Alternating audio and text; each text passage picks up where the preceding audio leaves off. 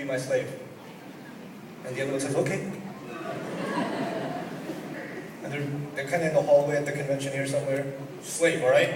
Okay, yes, master. And they're just standing there, awkward silence. And the new slave, it's like 10 minutes go by, he's standing there like, so, can I go, or? He can't actually be a slave on his own. To be a slave, what does he have to do? Practically, what does he have to do? What his master wants. But since the master didn't say anything, he has no idea what the master wants. Until he finds out what the master wants, there's no way for him to be a slave. He can say I'm a slave, but practically speaking, he's not. You understand this very silly point? It's a very silly point. You know what I'm trying to tell you? If we, in the Fatiha, declare to Allah that we are His slaves, there is no practical way for us to be those slaves without just the label is fine. But practically speaking, there is no way to be His slave until we know what He wants. We have to know what He wants. So in order to be His slaves, we need His help. It's very logical that in order to be His slaves, we cannot do that on our own, we need His help. So we say, إِيَّاكَ نَعْبُدُ وَإِيَّاكَ نَسْتَعِينُ. We seek His help. And then it's kind of like a bayan. It's like an elaboration. Well, what, of all the kinds of help we need from Allah, what help do we need more than anything else? In order to be slaves, we need to know what He wants. How do we express the request? Ya Allah, let me know what you want. How do we request that in the Fatiha? Ihdina as-sirata al-mustaqim. I'm going to translate that in the context of our discussion for now. Guide us to what you want. Let me know what you want. And why would a slave ask, Master, let me know what you want? He would only ask that if he's ready and willing to follow it. He wouldn't ask, what do you need me to do, just to turn around and not do it. You don't do that with your boss, do you? You walk into your boss's office, hey, do you need me to do anything? He goes, yeah, make these copies. And you go, thanks. And you walk out like, doesn't make it. Why did you ask? Why did you ask? What do you want me to do? Tell me what, give me some instructions. Just so you don't do it? Now what, if you're that kind of an employee, then you're probably not an employee anymore. Right? Because if you go and ask, and you still don't do, you went and asked. He didn't say, do this. You went and said, can you tell me what to do, please? And you still didn't do it. Then you're in major trouble. And you and I are in major trouble. We put ourselves in some major trouble every time we recite what? Ihdina as-sirata al-mustaqim. But back to إِيَّاكَ نَعْبُدُ وَإِيَّاكَ نَسْتَعِينُ, a couple of other things. The word isti'ana, nasta'in, comes from the word aun. Aun in Arabic means help in time of desperation. Aun specifically means help in times of desperation, not just any kind of help. The Arabic language is very rich. You have dozens of words for help. You can say isti'ana, you can say istinsar, you can say musa'ada. There's istimdad. There's so many words for just asking for help. Talab al-musa'ada. So across all of those words, the word Allah chose in the Fatiha for us to ask was the one that is required when you need desperate help. Al-aun. That's why when people are in a desperate situation, to this day in the Arabic language, we say, كَانَ اللَّهُ فِي عَوْنِكُمْ. May Allah aid you. May Allah help you in your desperate times. God, what is this? Why are you sitting here? Can you go somewhere else? You're making me nervous. Come on. I'll pretend he's not here. Okay. So what was I talking about? Something about Surah Al-Baqarah? I need help. Yes, very good. So now, when we say إِيَّاكَ نَسْتَعِينُ in the Fatiha, just a couple of quick reflections. Then it actually already suggests desperation. It suggests desperation. But the interesting thing about help is that it should be specified.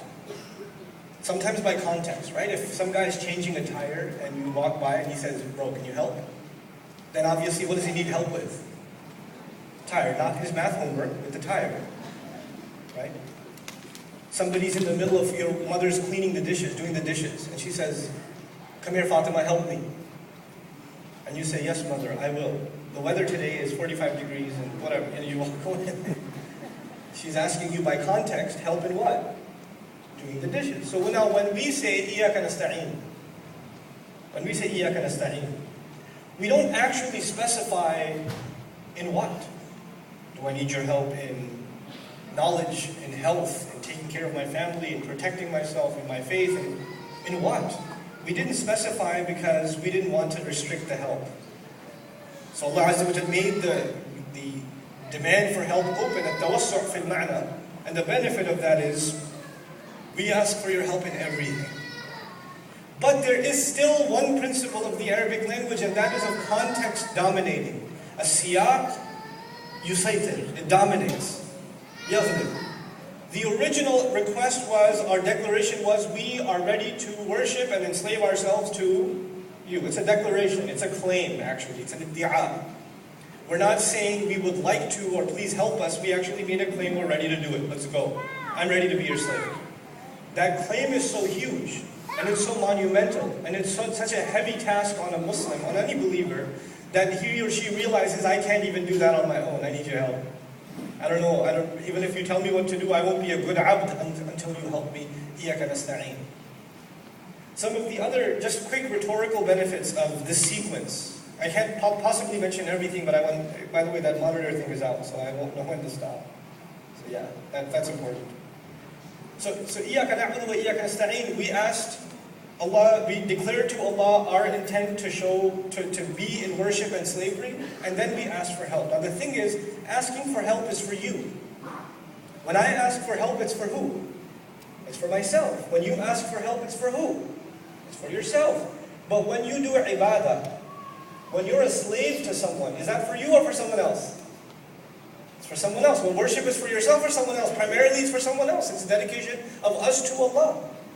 I know we're the primary beneficiaries, but it's done for the sake of not ourselves, but for the sake of Allah. You know what's beautiful about this?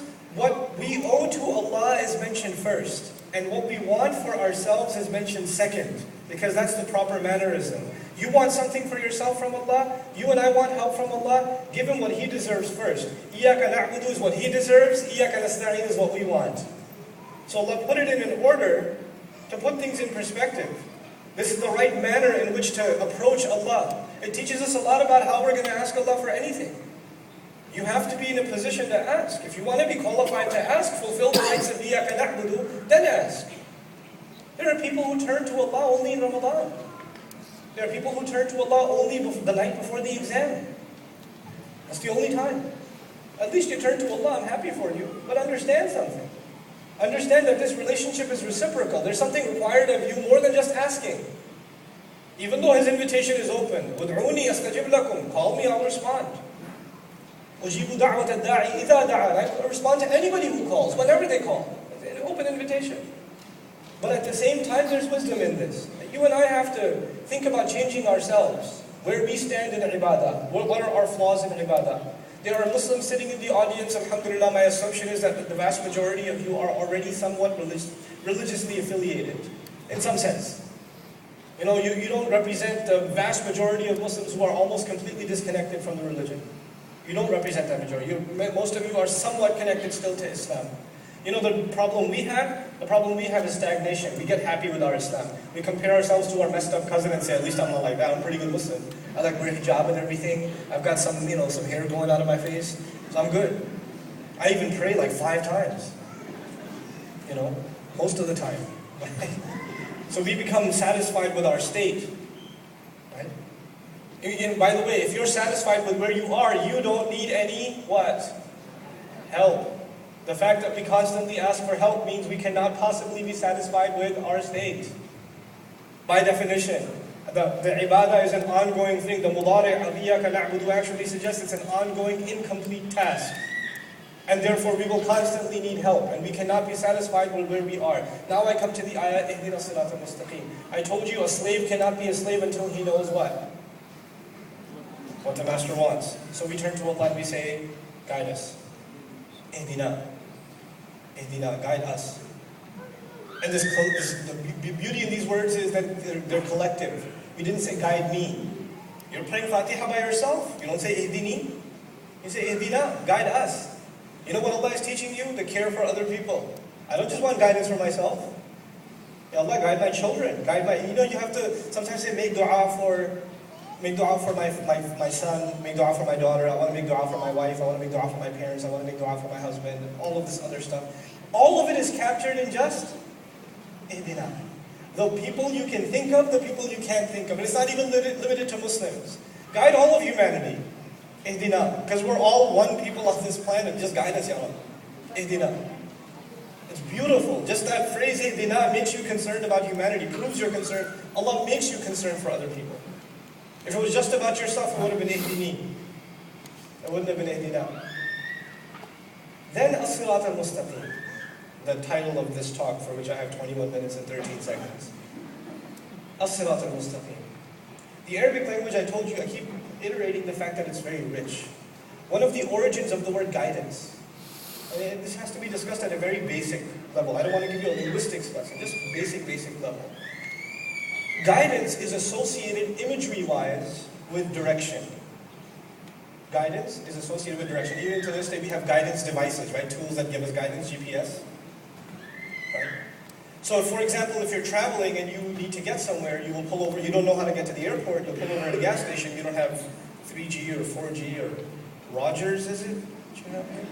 But whatever you have, you can't connect. So you pull over at a gas station and you say, how do I get to the airport? Give me some directions, which is another way of saying give me some guidance, right?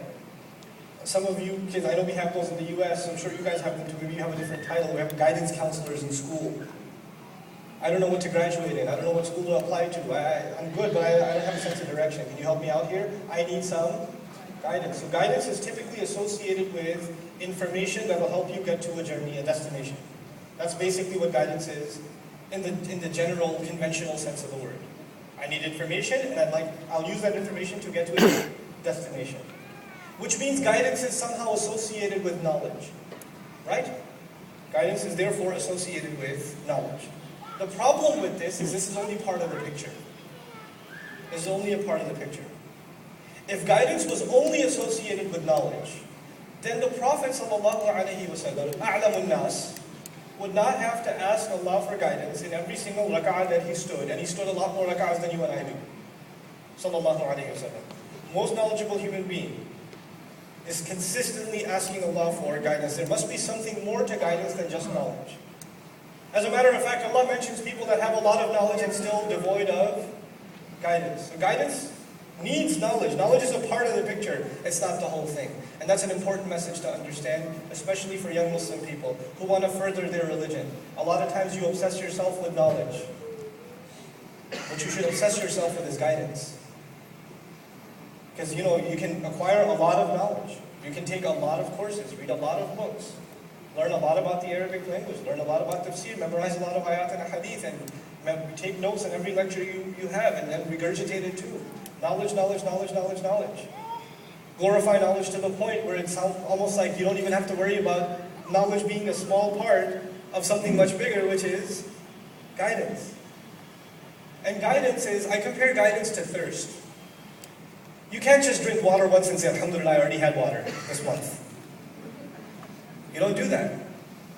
There's a natural need in your body to be quenched. So you have to go back and drink again. And you have to go back and drink again. And you have to go back and drink again. And if you don't, your body will die.